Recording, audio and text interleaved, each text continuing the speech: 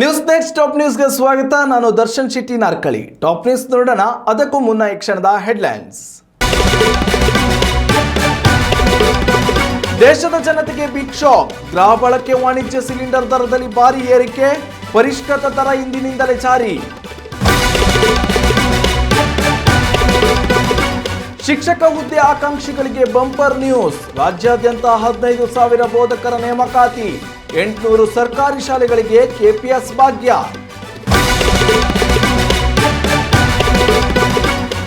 ಕರ್ನಾಟಕ ಕರಾವಳಿ ಭಾಗದ ರೈಲು ಪ್ರಯಾಣಿಕರಿಗೆ ಸಿಹಿ ಸುದ್ದಿ.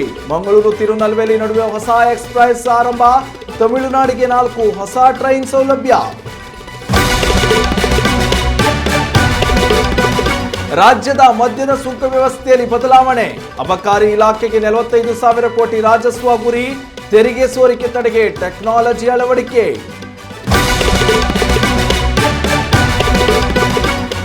ನಾಳೆ ಭಾರತ ನ್ಯೂಜಿಲೆಂಡ್ ರೋಚಕ ಹಣಾಹಣಿ. ಫೈನಲ್ ಕಾಳಗಕ್ಕೆ ಸಜ್ಜಾದ ನರೇಂದ್ರ ಮೋದಿ ಸ್ಟೇಡಿಯಂ.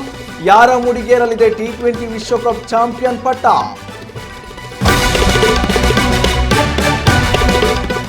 ದೇಶದ ಜನತೆಗೆ ಮತ್ತೊಂದು ಬಿಗ್ ಶಾಕ್ ಎದುರಾಗಿದೆ. ಇಂದಿನಿಂದಲೇ ಜಾರಿಗೆ ಬರುವಂತೆ ಗೃಹ ಬಳಕೆ ಹಾಗೂ ವಾಣಿಜ್ಯ ಸಿಲಿಂಡರ್ಗಳ ದರದಲ್ಲಿ ಭಾರಿ ಏರಿಕೆ ಮಾಡಲಾಗಿದೆ. ಗೃಹ ಬಳಕೆಯ 14.2 kg ಅಡುಗೆ ಅನಿಲ ಸಿಲಿಂಡರ್ ದರ ದೇಶಾದ್ಯಂತ 60 ರೂಪಾಯಿಗಳಷ್ಟು ಏರಿಕೆ ಕಂಡಿದ್ದು, ವಾಣಿಜ್ಯ ಸಿಲಿಂಡರ್ ದರ 115 ರೂಪಾಯಿಗಳಷ್ಟು ಏರಿಕೆ ಕಂಡಿದೆ. ಈ ಪರಿಷ್ಕೃತ ದರದಿಂದಾಗಿ ಜನಸಾಮಾನ್ಯರಿಗೆ ಹಾಗೂ ವಾಣಿಜ್ಯ ಉದ್ದೇಶಕ್ಕಾಗಿ ಸಿಲಿಂಡರ್ ಬಳಕೆ ಮಾಡುತ್ತಿರುವವರಿಗೆ ಭಾರಿ ಆಘಾತ ಎದುರಾಗಿದೆ.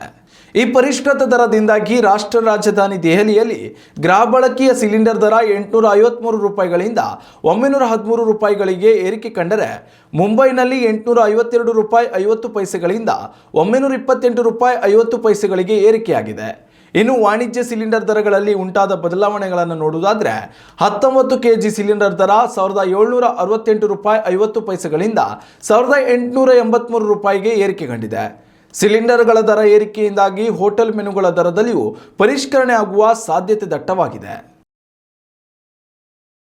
ಉತ್ತಮ ಸಂಸ್ಕಾರಯುತ ಶಿಕ್ಷಣದೊಂದಿಗೆ VSS English medium CBSE school Udupi Muddur. ನರ್ಸರಿಯಿಂದ 10ನೇ ತರಗತಿವರೆಗೆ ಶಿಕ್ಷಣದ ಜೊತೆಗೆ 5ರಿಂದ 10ನೇ ತರಗತಿವರೆಗಿನ ವಿದ್ಯಾರ್ಥಿನಿಯರಿಗೆ ಉತ್ತಮ ಹಾಸ್ಟೆಲ್ ಸೌಲಭ್ಯವೂ ಇದೆ. ನಿಮ್ಮ ಮಕ್ಕಳ ಪ್ರವೇಶಾತಿಗಾಗಿ ಈ ಸಂಖ್ಯೆಗೆ ಕರೆ ಮಾಡಿ. 2026-27ನೇ ಸಾಲಿನ ರಾಜ್ಯ ಬಜೆಟ್ ನಿನ್ನೆ ಮಂಡನೆಗೊಂಡಿದೆ. ಸಿಎಂ ಸಿದ್ದರಾಮಯ್ಯ ಮಂಡಿಸಿದ ದಾಖಲೆಯ 17ನೇ ಬಜೆಟ್ನಲ್ಲಿ ರಾಜ್ಯದ ಶಾಲಾ ಕಾಲೇಜುಗಳಲ್ಲಿ ಬಾಕಿ ಇರುವ 15,000 ಶಿಕ್ಷಕ ಹುದ್ದೆಗಳನ್ನು ಶೀಘ್ರದಲ್ಲಿಯೇ ಭರ್ತಿ ಮಾಡುವುದಾಗಿ ಸಿಎಂ ಸಿದ್ದರಾಮಯ್ಯ ಘೋಷಿಸಿದ್ದಾರೆ. ಇದು ಉದ್ಯೋಗ ಆಕಾಂಕ್ಷಿಗಳಿಗೆ ಅತೀವ ಸಂತಸ ನೀಡಿದೆ. ಇನ್ನು ಇದರ ಜೊತೆಯಲ್ಲಿ ಉತ್ತಮ ಕಲಿಕೆ ಉಜ್ವಲ ಭವಿಷ್ಯ ಯೋಜನೆಯಡಿ ಒಟ್ಟು 800 ಶಾಲೆಗಳನ್ನು KPSC ಶಾಲೆಗಳನ್ನಾಗಿ ಮೇಲ್ದರ್ಜೆಗೆ ಏರಿಸಲಾಗುವುದು ಎಂದು ಸಿದ್ದರಾಮಯ್ಯ ಹೇಳಿದ್ದಾರೆ. ಇದಕ್ಕಾಗಿ ಮುಂದಿನ 3 ವರ್ಷಗಳಲ್ಲಿ 3,900 ಕೋಟಿ ರೂಪಾಯಿ ಹಣವನ್ನು ಸರ್ಕಾರ ಮೀಸಲಿಡಲಿದೆ.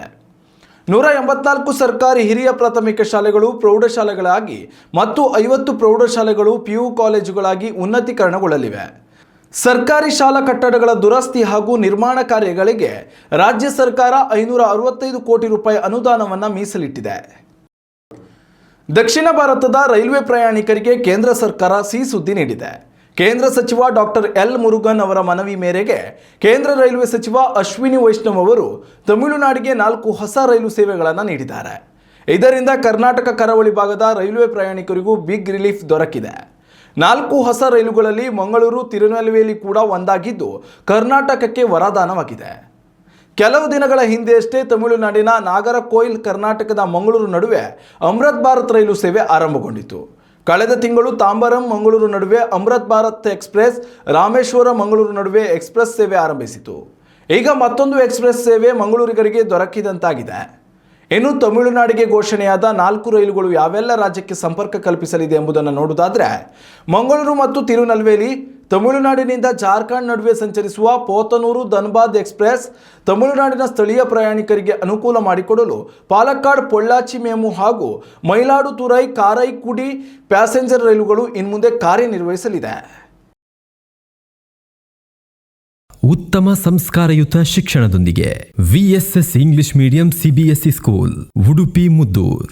ನರ್ಸರಿಯಿಂದ 10ನೇ ತರಗತಿವರೆಗೆ ಶಿಕ್ಷಣದ ಜೊತೆಗೆ 5ರಿಂದ 10ನೇ ತರಗತಿವರೆಗಿನ ವಿದ್ಯಾರ್ಥಿನಿಯರಿಗೆ ಉತ್ತಮ ಹಾಸ್ಟೆಲ್ ಸೌಲಭ್ಯವೂ ಇದೆ.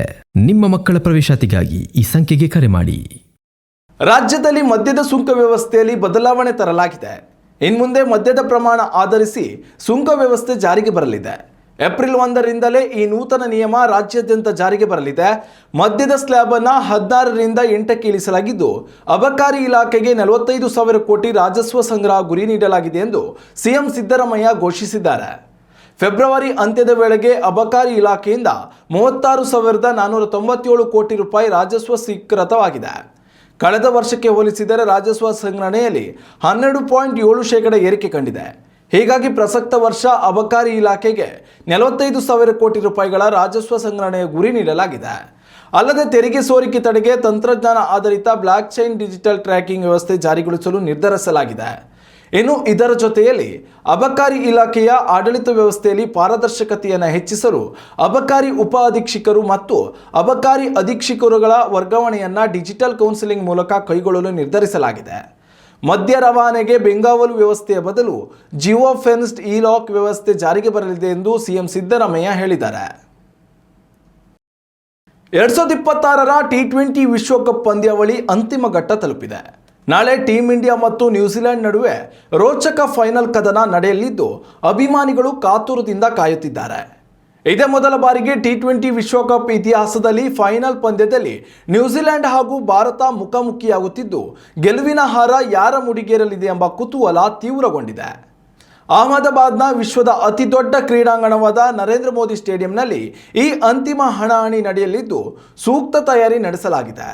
ನಾಳೆ ಸಂಜೆ 6:30ಕ್ಕೆ ಟಾಸ್ ನಡೆಯಲಿದ್ದು, 7 ಗಂಟೆಯಿಂದ ಉಭಯ ತಂಡಗಳ ನಡುವೆ ಫೈನಲ್ ಹಣಾಹಣಿ ಆರಂಭಗೊಳ್ಳಲಿದೆ.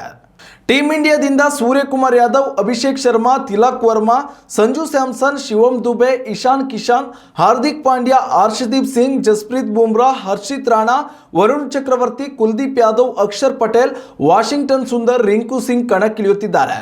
ಅಂತೆಯೇ ನ್ಯೂಜಿಲೆಂಡ್ನಿಂದ Finn Allen, Tim Seifert, Rachin Ravindra, Glenn Phillips, Daryl Mitchell, Michael Bracewell, Mitchell Santner, Kyle Jamieson, Ish Sodhi, Lockie Ferguson, Jacob Duffy, James Neesham, Matt Henry, Devon Conway, Mark Chapman final ಹಣಾಹಣಿಯಲ್ಲಿ ಸೆಣಸಲು ಸಜ್ಜಾಗಿದ್ದಾರೆ. ಇನ್ನಷ್ಟು ತಾಜಾ ಸುದ್ದಿಗಳಿಗಾಗಿ ನೋಡ್ತಾ ಇರಿ ನ್ಯೂಸ್ ನೆಕ್ಸ್ಟ್. ಇದು ವರ್ತಮಾನದ ಕೈಗನ್ನಡಿ. ಉತ್ತಮ ಸಂಸ್ಕಾರಯುತ ಶಿಕ್ಷಣದೊಂದಿಗೆ VSS English medium CBSE school Udupi Muddur. ನರ್ಸರಿಯಿಂದ 10ನೇ ತರಗತಿವರೆಗೆ ಶಿಕ್ಷಣದ ಜೊತೆಗೆ 5ರಿಂದ 10ನೇ ತರಗತಿವರೆಗಿನ ವಿದ್ಯಾರ್ಥಿನಿಯರಿಗೆ ಉತ್ತಮ ಹಾಸ್ಟೆಲ್ ಸೌಲಭ್ಯವೂ ಇದೆ. ನಿಮ್ಮ ಮಕ್ಕಳ ಪ್ರವೇಶಾತಿಗಾಗಿ ಈ ಸಂಖ್ಯೆಗೆ ಕರೆ ಮಾಡಿ.